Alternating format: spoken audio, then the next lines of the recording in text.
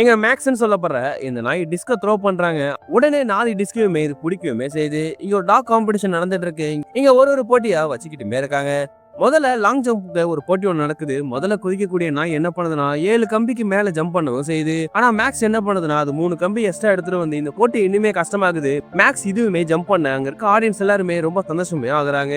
Maths கூப்பிட்டு வந்த ஆளுக்கு ஒண்ணுமே புரியல. அதுக்கப்புறமா 3வது போட்டி நடக்கிறப்போ அதுலயுமே ஒரு நாய் வேகமா அதுக்குள்ள போக ஆரம்பிக்குது. அது டாப்புக்குமே போகுது. இத பாக்குற மேக்ஸ் என்ன பண்ணுதுன்னா, அதுவுமே வேகமா 17 செகண்ட்ல அதை முடிச்சு அது டாப்புக்குமே போயிடுது.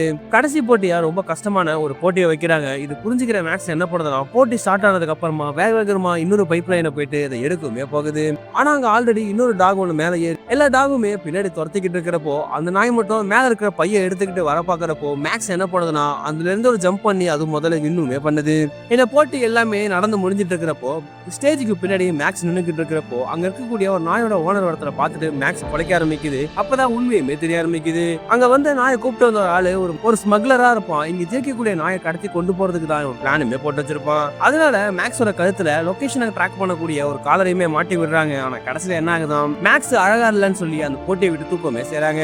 அதுக்கு பதிலா இன்னொரு நாயை அவங்க செலக்ட் பண்ணிடுறாங்க. அந்த நாயை காப்பாத்துறேன்னு சொல்லி இவங்க வேகமா போறதுக்குள்ள அந்த நாயோட ஓனரை மயக்க போட வச்சுட்டு அந்த நாயுமே அவன் கொண்டு போயிடுறான். மேக்ஸ் என்ன பண்ணுதுன்னா, அவனோட புறா ஃப்ரெண்ட் எல்லாருமே அந்த லொகேஷனை காட்டக்கூடிய காலர் அவங்க கிட்ட கொடுத்து அந்த கார் மேலேயுமே போட சொல்றாங்க. இது மூலமா லொகேஷனை கண்டுபிடிச்சி கடத்தப்பட்ட நாயுமே மேக்ஸ் மீட்கவுமே செய்யுது. இந்த படம் 2018 ரிலீஸ் ஆன ஷோ டாக்ஸ் சொல்லப்படுற படம் தான். பிடிச்ச மறக்காம லைக் பண்ணிட்டு அப்படியே சப்ஸ்கிரைப் பண்ணிடுங்க.